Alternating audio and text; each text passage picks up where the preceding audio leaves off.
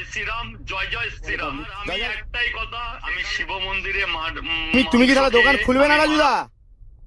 হ্যাঁ দাদা খুলবো, কিন্তু আমি তো আজকে 4 দিন ঘর ছাড়া।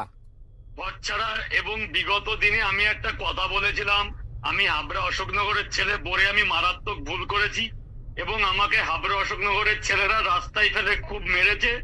আমি আজকে 30 তারিখের পরে, মানে যেদিন 4 তারিখ যে রেজাল্ট বেরোলো তারপর থেকে আমার বাড়িতে হামলা হচ্ছে। বাড়িতে আমার অসুস্থ ওয়াইফ আছে, আমার বৃদ্ধ বাবা মা। আমি আজকে পর্যন্ত আমি এখনো ঘর ছাড়া। তুমি যে কথাগুলো বলেছিলে টিএমসির হয়ে বলেছিলে, কারণটা কি? কারণটা বলতে, শাসক দল ক্ষমতায়, এনআরএস সাবওয়ের ওখানে আমাকে আমার পার্টি লেভেল থেকে জায়গা করে দেয়। দীর্ঘদিন ধরে এখানে আমি ব্যবসা করি। জয় শ্রীরাম বলতে বলেছে, আমি বলেছি আমি পার্টিগত ভাবে জয় শ্রীরাম বলবো না, আমি হিন্দুত্ব হিসাবে জয় শ্রীরাম বলবো। তখন যদি মানে তুমি তখন যদি পার্টিগত বলতে, তাহলে তোমার উপর প্রেসার আসতো টিএমসি পার্টি দিয়ে, তাই তো?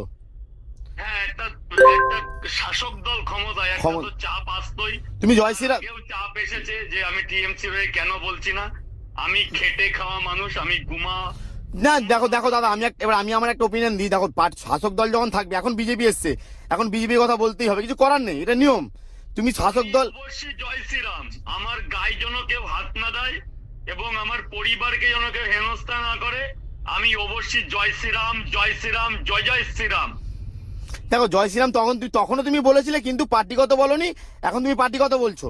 এখন আমি পার্টিগত ভাবে বলছি জয় শ্রীরাম, এবং যদি আমার ব্যবসায় কেউ কোনো ক্ষতি না করে, আমি সামনে যে রামলালার দিন আসছে, আমি প্রত্যেকটা কন্টেন্ট ক্রিয়েটারদের সামনে নিয়ে আমি বৃহত্তর কিছু একটা করার চেষ্টা করব।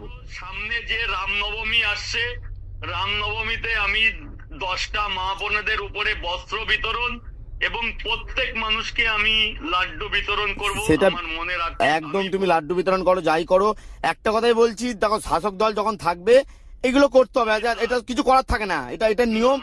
জয় শ্রীরাম।